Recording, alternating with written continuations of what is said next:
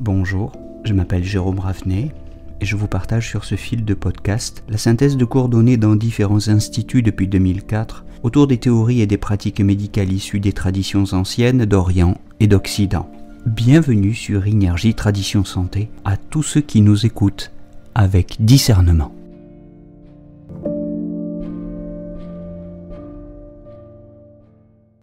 Et nous parlons aujourd'hui du 14 Genmai, Ju-Tue, la grande tour de Ge, le point numéro 14 du méridien Genmai, du vaisseau conception.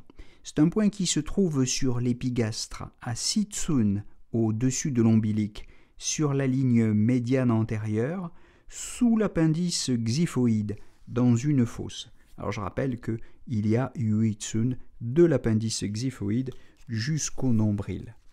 C'est un grand point des troubles cardiaques et des troubles psychiques, ce 14 Genmai. C'est le point mou ou le point collecteur du cœur.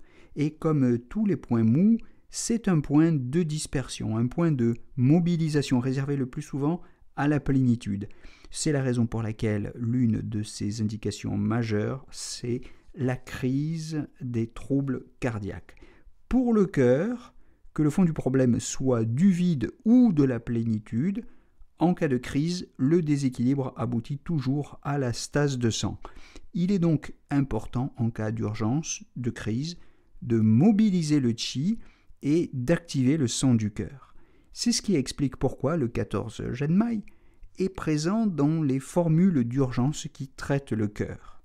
Bon, voilà, donc notez bien que, à la différence du 15 vessie et du 7 cœur, ce n'est pas un point de tonification du cœur, c'est plutôt un point de dispersion.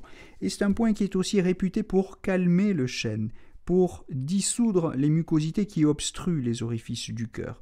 On le retrouve dans les traitements de l'épilepsie, des psychoses, de l'hystérie, de la dépression mentale et des palpitations cardiaques dues à la frayeur, dans les chocs émotionnels. Voilà, donc c'est un point intéressant pour libérer le diaphragme, c'est un point qui est utile dans les troubles du cardia en association avec le 13 Genmai occasionnellement.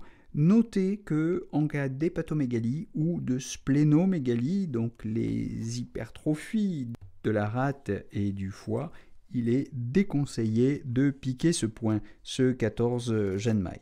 Ju-Tue. Voilà, c'est tout pour ce point, c'est tout pour aujourd'hui. Je vous donne rendez-vous très vite pour la suite de ces monographies des points d'acupuncture de la médecine traditionnelle chinoise et je vous souhaite en attendant une belle journée à tous.